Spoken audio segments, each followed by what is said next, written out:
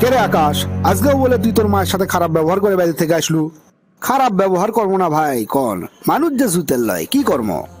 মানুষ জুতের লয় মানে কি করছে?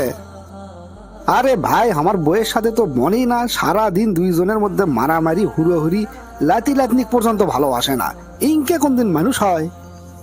আর সবচেয়ে বড় কথা হলো আমাক পর্যন্ত তাই ভালোবাসে না, সব সময় বড় বেটা করে খালি।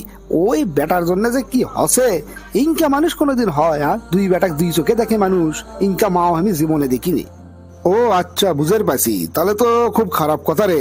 শোন, এক কাম করিস, আজকে রাত 8টার সময় না আমার অফিসে আসিস তো, খুব জরুরি কথা আছে তোর সাথে। ঠিক আছে ভাই, ঠিক আছে, যাবো হয়নি। দোকান তো বন্ধ করতে করতে 7টা 7:30 বাজাই যায়, তারপরে আমি যাবো হয়নি। কেরে মজনু, তোরা দুই ভাই, এক না মাই বেঁচে আছে, বাপও বেঁচে নাই। নিয়ম করা হলো যে 1 মাস তোর বাড়িতে খাবি, 1 মাস আকাশের বাড়িতে খাবি। তা আকাশের বাড়িতে 1 মাস পার হয়ে গেছে, এখনো ওটি আছে কি জন্য? তোর বাড়িতে নিয়ে যাসনি কৃষক এখনো? ভাই আসলে হসে কি, ওই আমার শ্বশুর বাড়ির থেকে না লোকজন আসছে তো, তা বাড়িতে না ঝামেলা, বুঝে নিতে পারছেন। এর মধ্যে যদি মাগলিয়ে যায়, আমার বউ তো একবারে বাড়ি মাথার তুলে ফেলারি।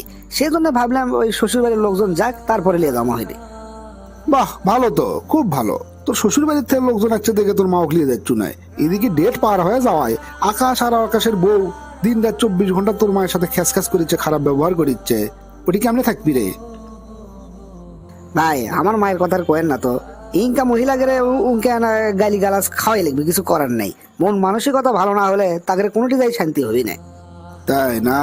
আচ্ছা ঠিক আছে, বুঝলাম সবই। শোন, তুই এক কাম করিস, আজকে রাত 8টার সময় আমার অফিসে তাই দেখা করিস তো, খুবই জরুরি দরকার আছে, খাটি খাটি আসবো বলে। ঠিক আছে ভাই, ঠিক আছে, অবশ্যই যাবো।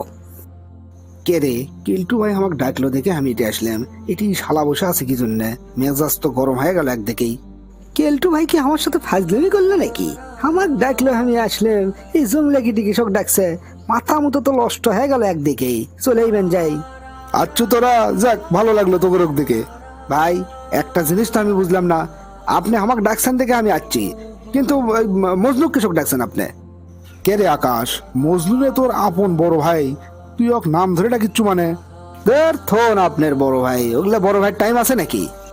আপনি কি করার জন্য ডাকছেন কন, ফস করে কন, এটা আর আমার মন মেজাজ ঠিক ইচ্ছে না।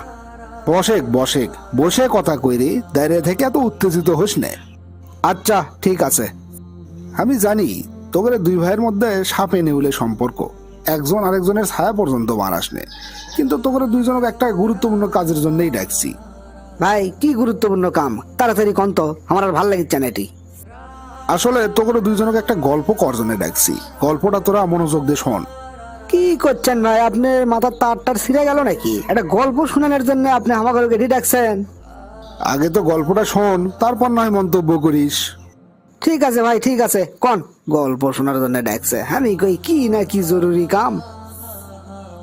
হজরত মুসা আলাইহিস সালাম একদিন আল্লাহ মোনাজাতে কলো, হে আল্লাহ, জান্নাতে আমার সাথে কেডা থাকবি, এই দুনিয়া আমি তাকে দেখে যাবার চাই। কিছুক্ষণের মধ্যেই হজরত জিবরাইল আলাইহিস সালাম হজরত মুসা আলাইহিস সালামের সামনে এসে হাজির। হজরত জিবরাইল আলাইহিস সালাম করছে, অমুক এলাকার অমুক কসাই জান্নাতত আপনার সাথে থাকবি। মুসা আলাইহিস সালাম এই কথা শুনে তো অবাক হয়ে গেল, সামান্য একজন কসাই জান্নাতত একজন নবীর সাথে থাকবি, তাহলে মনে হয় এই কসাই অনেক বড় আল্লাহর বান্দা, তার সাথে তো দেখা করা লাগে। তারপর হজরত জিবরাইল আলাইহিস সালামের দেওয়া ঠিকানা অনুযায়ী হজরত মুসা আলাইহিস সালাম সেই দিকে রওনা দিল। চলে গেল, পৌঁছে গেল সেই এলাকাত, যেয়ে দেখলো যে সেই জায়গাতে একজন কসাই আছে, কসাইটা যুবক। তারপরে মুসা আলাইহিস সালাম সেই কসাইয়ের পাশে যায় বসে পড়ল।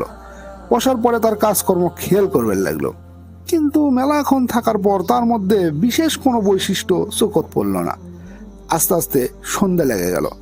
সন্ধ্যার সময় ওই কসাই করলো কি, এক পোটলা মাংস নিয়ে বাইরের দিকে রওনা দিল। মুসা আলাইহিস সালাম তাকে ফলো করা শুরু করলো। যেতে যেতে সেই কসাই করলো, আজকে আমি তোমার বাড়িতে এনা থাকতে চাই। কসাই রাজি হয়ে গেল। তারপর দুইজনই বাড়িতে পৌঁছে গেল। বাড়ি যাওয়ার পর সেই কসাই নিজ হাত দিয়ে তার পুরো বাড়ি পরিষ্কার করলো, তারপর রান্না বান্না করলো। তারপরে ঝুলন্ত একটা ঝুড়ির নিচে নামালো। সেই ঝুড়ির মধ্যে একজন বয়োবৃদ্ধ মহিলা শুয়ে আছে।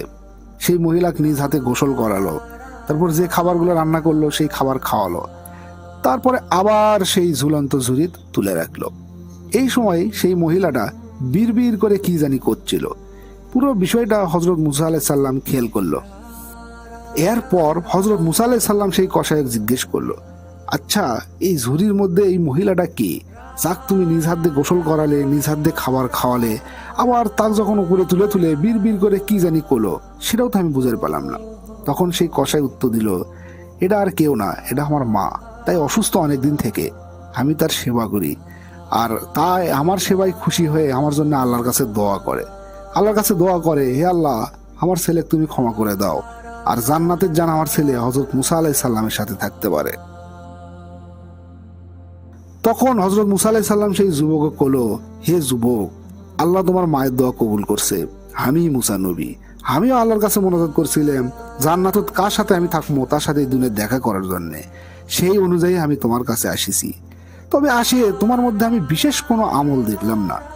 তার মানে তুমি যে মায়ের সেবা করো, এই বিষয়টাই আল্লাহর কাছে এত বেশি ভালো লাগছে যে জান্নাতত তোমাকে একজন নবীর সাথে স্থান দিছে। মানে কেলটু ভাই, আমি বুঝতে পারছি আপনি এই গল্প আমাদেরও কৃষক শুনালেন, কিন্তু আমি কি কর্ম কন, আমার মাও তো আমাকে ভালোবাসে না, খালি বড়টাক ভালোবাসে। তুই কোষ তোর মাও তোর বড় ভাইয়ের ভালোবাসে, আবার তোর বড় ভাই কয় খালি তোকে ভালোবাসে, তাহলে তোর মা আসলে কাক ভালোবাসে? সেটা আমি কেমনে কম ভাই, সব সময় খালি দেখি আমার সামনে আমার বড় ভাইয়ের প্রশংসা করে, আমার বড় ভাইয়ের ছোল বলক বেশি ভালোবাসে, আর আমার ছোল বলক দেখতে পারে না, আমাকে ভালোবাসে না, এটা তো আমার চোখের সামনে দেখা। মজনু তুই কয় এখন তোর মা বলে তুই কি বেশি ভালোবাসে? ডাহা মিথ্যে কথা ভাই, ওই যা কছে সব মিছা কথা কছে।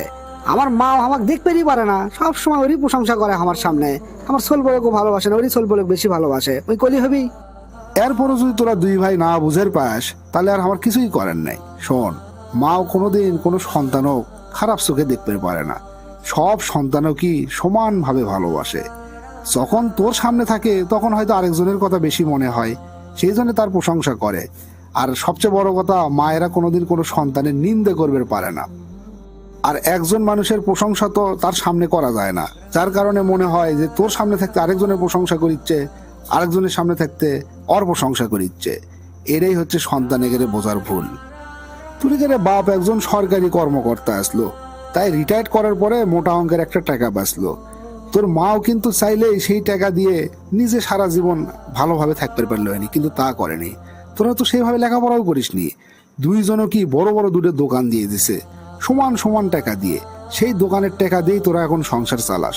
অথচ তুলিগের কাছে তোর মাও হয়ে গেছে বোঝা, একজন আরেকজনের দিকে ঠেলে দিস, আরেকজন আরেকজনের দিকে ঠেলে দিস।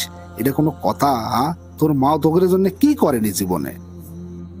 আর মুসা আলাইহিস সালামের সময় ওই কসাইয়ের কথাটা চিন্তা কর, কত কষ্ট করে জীবিকা নির্বাহ করে। মাওটাও অসুস্থ, তাও তাকে ফেলে দেয়নি, তার সেবা করতে করতে এমন জায়গায় তাই পৌঁছে গেছে যে জান্নাতও তার স্থান হবি স্বয়ং নবীর সাথে। ভাই আজকে আপনি আমাদের চোখ খুলে দিলেন। আমরা লেখাপড়া ঠিকই করছি, কিন্তু আমাদের মনের দরজাটা আসলে বন্ধই আসলো। সেই বন্ধ দরজাটা আজকে আপনি খুলে দিলেন। আসলে আমরা গভীরভাবে কোনোদিন চিন্তাই করিনি। ভাই, আমিও আমার ভাইয়ের সাথে একমত। আমরা গভীরভাবে কোনোদিন এইভাবে চিন্তাই করে দেখিনি। আজকে আপনি আমাদের চিন্তার দরজাটা খুলে দিছেন।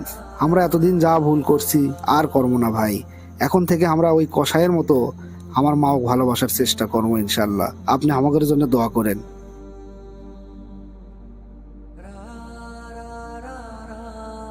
সুপ্রিয় দর্শক মন্ডলী, আসসালামু আলাইকুম রহমতুল্লাহ। ভিডিওটি কেমন লাগলো কমেন্ট করে জানাবেন।